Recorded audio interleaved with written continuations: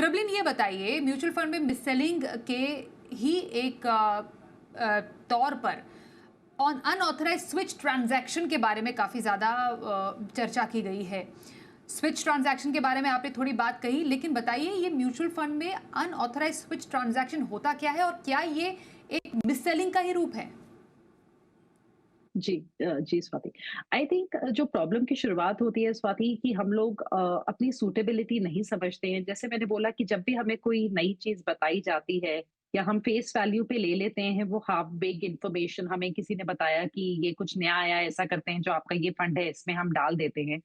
And जैसे अभी मृद ने बोला कि हम बहुत बार सिग्नेचर्स कर देते हैं फॉर्म्स पे बिना पढ़े, बिकॉज़ ज़्यादातर ये थोड़ी-सी एक मैं बोलूँगी प्रॉब्लम भी है। आप अगर किसी इंश्योरेंस प्रोडक्ट के या म्यूचुअल फंड प्रोडक्ट के फॉर्म्स को पढ़ने जाएँगे, तो एक ले पर्सन को वो थोड़े डिफिकल्ट लगेंगे। वो शायद उनको नहीं समझ में आएगा, जैसे हमें शायद एक डॉक्टर की प्रिस्क्रिप्शन या उनकी रिपोर्ट को उतना अच्छे से नहीं समझ पाएँगे। सो हर इंडस्ट्री की अपनी कुछ टर्मिनोलॉजीज़ होती हैं, जो एक ले पर्सन नहीं समझ सकता। एंड इन्हीं के चलते हम भरोसा करते हैं किसी व्यक्ति पे कि वो हमारा वो पूरा प्रोसेस सीमलेसली कराएँ। अब क्योंकि म्यूचुअल फंड इंडस्ट्री का जो एक जैसा सिस्टम है, उसमें जब भी कोई नया फंड आता है स्वाति, वहाँ पे जो एनएफओज़ होते हैं, जो न्यू फंड ऑफर्स होते हैं, उनमें यूजुअली जो उनका पे आउट होता है, एक्सपेंस रेशियो होता है, वो थोड़ा हायर रहता है।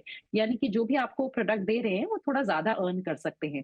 तो वो पहले तो जेनेसिस हो गया, वो एक कारण है क्यों ये स्विचेज़ इस टाइप के किए जाते हैं। और जब इस टाइप के एनएफओज़ आते हैं या आपके एग्जिस्टिंग स्कीम्स में भी अगर किसी आपके पर्सन को लग रहा है जो आपका पैसा मैनेज कर रहा है कि मैं इस स्कीम से उठा के थोड़ी एक्सपेंसिव स्कीम में आपका एक स्विच कर दूं, तो वो यूजुअली एक हायर पे आउट अर्न करने के लिहाज से होता है। और हम उन चीजों को या तो बिना देखे साइन कर देते हैं या हम ऑथराइज कर देते हैं ऑनलाइन तरीके से। सो आई थिंक हम कभी भी वो पूरी कॉन्वर्सेशन नहीं करते हैं। एंड डेफिनेटली ये एक मिस सेलिंग का ही रूप हुआ